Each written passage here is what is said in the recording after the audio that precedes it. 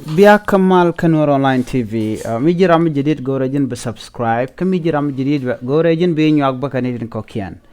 Ler dan banlat ke jan guasame ler mutore wika kiinyɛ. Shala do teke ne di shop ke jan baro di dish shiye ken chik tesnien. Ka guas mishika wote ke mis ke jere lwa kos goka miten wini. Ka shaling ono ka kor gwaza pai woto shirek mutchet kana macha tuok ene medan ne diok cho benoko ne di jandar wide kel en tamacha chop kana jan baro wide die jala dan balin ka jan gwasame chiram kele larine dungmi han kwer kiinyɛ dungmi kwen le la ramadan kep kiinyɛ ke janan president ke ja ramadan da boss ke ja ramadan gor ke ne dial shela do ne na kendul ko dial to de ka gek ka korpak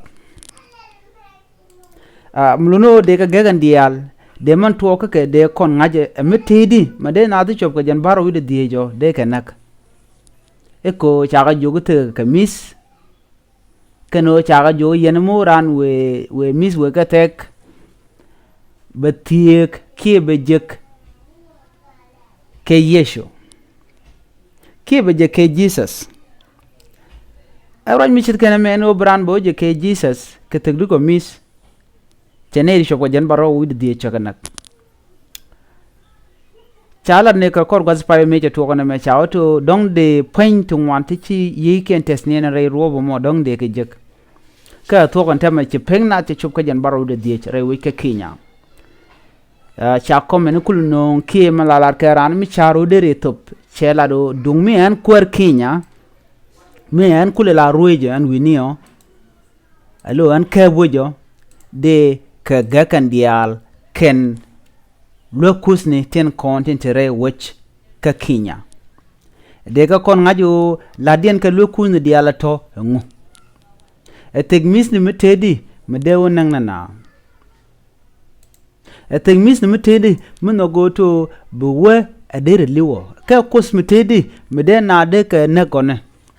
abana joto tege amen mi shialiw na ma chala do na ma che chuong cha ku lar ne ne de kondi la ngwa galat ko de ran der char der top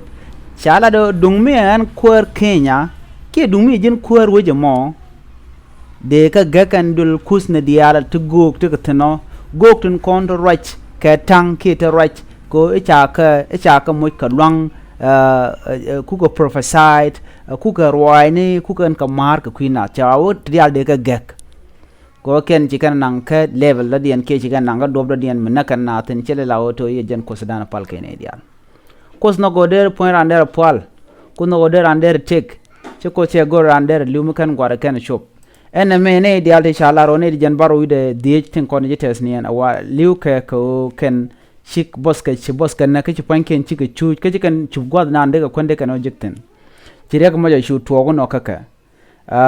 cha ramadan let chiang mi jeng chena mo an ramadan kwale cholo prophet ke pastor cha je kep cha je yen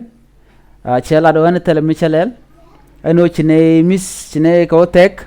chine lat ka chala do jen po njela ro yen muguru buje ke jesus gore jin betek